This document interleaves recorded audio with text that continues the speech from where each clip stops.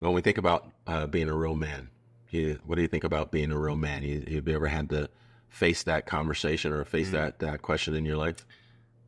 I think that's a question that you face every day.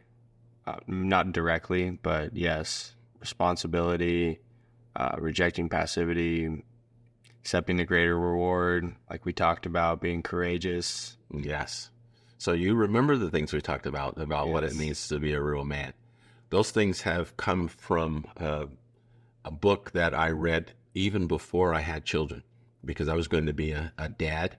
And I freaked out thinking, what kind of dad am I going to be? And I knew I was having a son for my first child. And I saw this book called Raising a Modern Day Knight by Robert Lewis. And I consumed that book. And it had some great principles. I was so glad that I read that book. And the things that he talked about, first up, is that in order to raise a man, you have to have a definition for Right. what a real man is.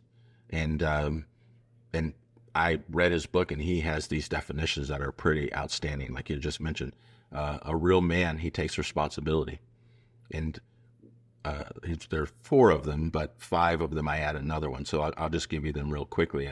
A real man takes responsibility. He resists passivity. He leads courageously, and he accepts the greater reward.